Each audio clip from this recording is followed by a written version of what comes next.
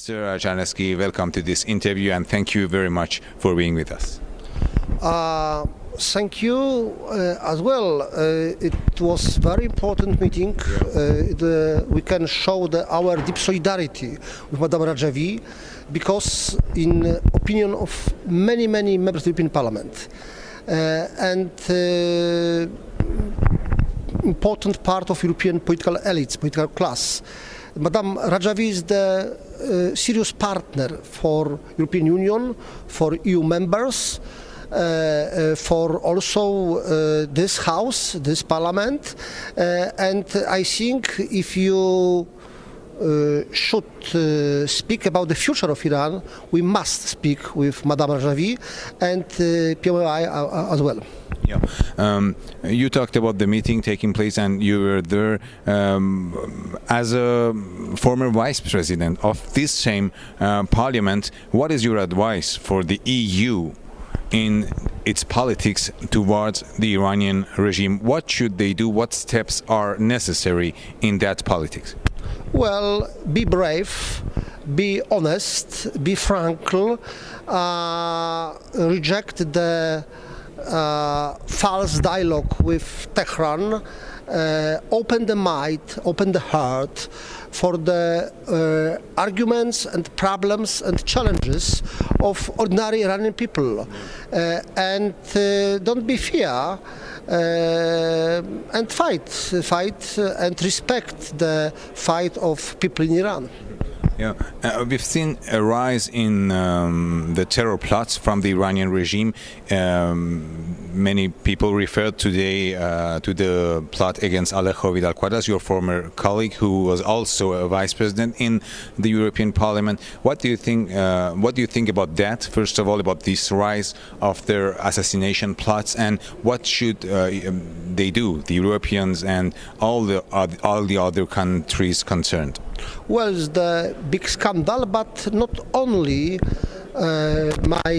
our Spanish friend was the target for the terrorists. It's not only one situation during last years, but look for the image of official government in Iran now in European Union. 10 years ago, the reputation of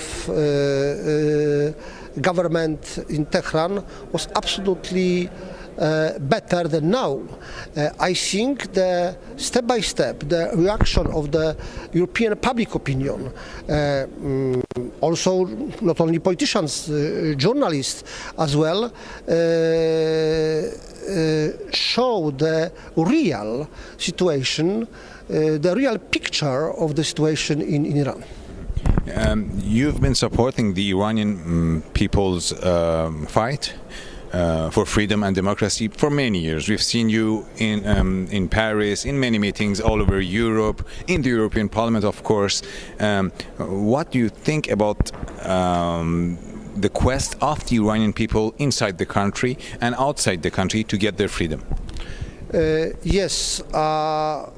Firstly, we should defend of people in Iran, because obviously for us it's absolutely easier speak about the human rights in Iran, defense of right of women in this country, but practically the ordinary people in Iran is the target many times, very often, for the Iranian regime, and we must show our solidarity, but not only words, not only blah blah message, but also very strong political pressure for the European Union Commission, for the European Parliament, for European Council, and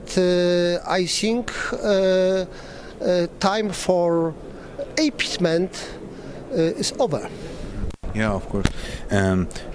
You know that the Iranian opposition, the resistance of Iran, has been the target of a very, very large demonization campaign by the regime. But my question is about the attempt of the regime to demonize people like you, like Alejo Vidal-Quadras, and all the others who are supporting the freedom of Iran. What is their goal and what should be done? Well, obviously the interest of the regime in Tehran is to create the absolutely false picture of people, of politicians as well, which try defend of our sisters and brothers in Iran. But we should go our way. We should show our solidarity not during event like this only, but day per day.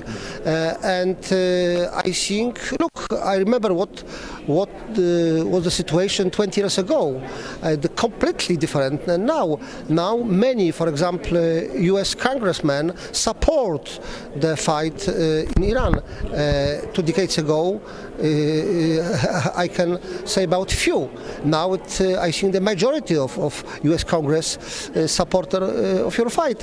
Well, I am quite optimistic, but I can repeat, solidarity is the very important word, very important key for our relations, the Western world with not Iranian regime, with the Iranian people inside of Iran.